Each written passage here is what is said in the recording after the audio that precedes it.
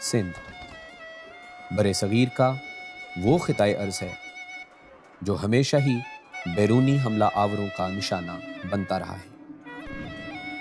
یہی وجہ ہے کہ سندھ میں موجود کئی قدیم قلعے ماضی کے ان حالات کی نشاندہی کرتے نظر آتے ہیں۔ انہی قدیم قلعوں میں سے ایک تاریخی قلعہ عمر کوٹ میں موجود ہے۔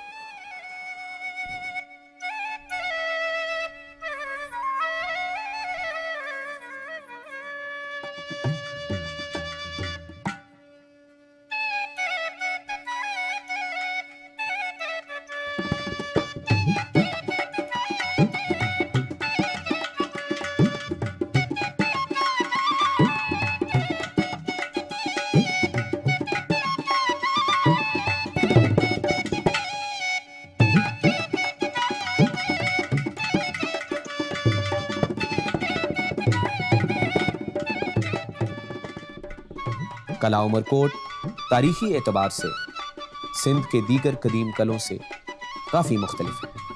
یہ قلعہ عمر کوٹ شہر کے عین وسط میں واقع ہے، جو اس شہر کی خوبصورتی میں اضافے کا باعث بھی ہے۔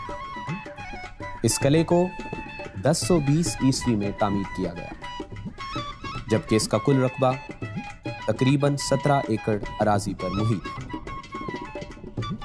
قلعے کا مرکزی دروازہ دو مضبوط برجوں کے درمیان واقع ہے۔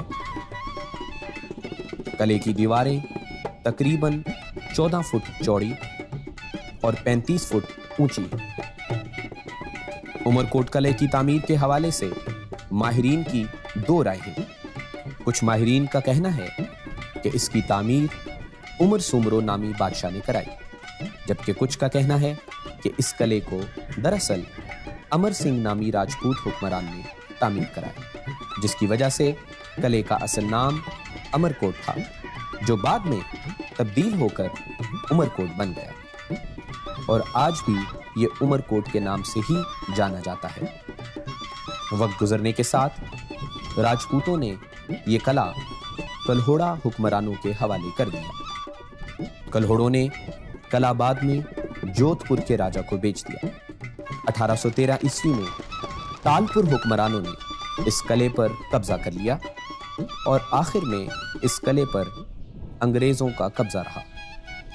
اس قلعے کی ایک اور تاریخی حیثیت یہ ہے کہ جب مغل بادشاہ ہمایوں شیر شاہ سوری سے شکست کھانے کے بعد اس قلعے میں پناہ گزین تھا، تو اسی دوران 23 نومبر 1542 کو جلال الدین اکبر کی پیدائش اسی قلعے میں ہوئی۔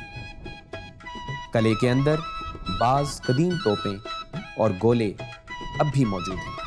ان توپوں سے یہ اندازہ لگایا جا سکتا ہے کہ یہ قلعہ دراصل جنگی مقاصد کے لیے تعمیر کرایا گیا تھا۔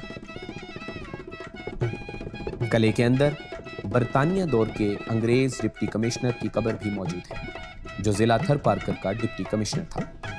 اس زمانے میں عمر کوٹ ضلع تھر پارکر کا ہی حصہ تھا۔ جغرافیائی لحاظ سے اگر دیکھا جائے تو یہ قلعہ ریگستان کی بالکل اختتامی لکیر پر بنایا گیا، جو ایک لحاظ سے سرحد کا کام دیتا تھا۔ جودھ پور اور دوسرے شمال مشرقی شہروں سے اونٹوں کے قافلے پہلے عمر کوٹ آتے اور اس کے بعد حیدرآباد یا کسی دوسرے علاقے کی طرف جا پاتے تھے۔ قلعے کے احاطے میں ایک عجائب گھر بھی موجود ہے۔ اس عجائب گھر میں جین مت کے مجسمے رکھے گئے ہیں، جو نگر پارکر کے مندروں سے لائے گئے ہیں۔ اس کے علاوہ اس میں چند قدیم کتابیں اور مغلیہ دور کے جنگی ساز و سامان اور تصاویر بھی آویزاں کی گئی ہیں۔ قلعہ عمر کوٹ کی حالت روز بروز ابتر ہو رہی ہے۔ ضرورت اس بات کی ہے کہ ہم اس تاریخی ورثے کی حفاظت کرتے ہوئے اسے آئندہ آنے والی نسلوں کے لیے محفوظ کر دیں۔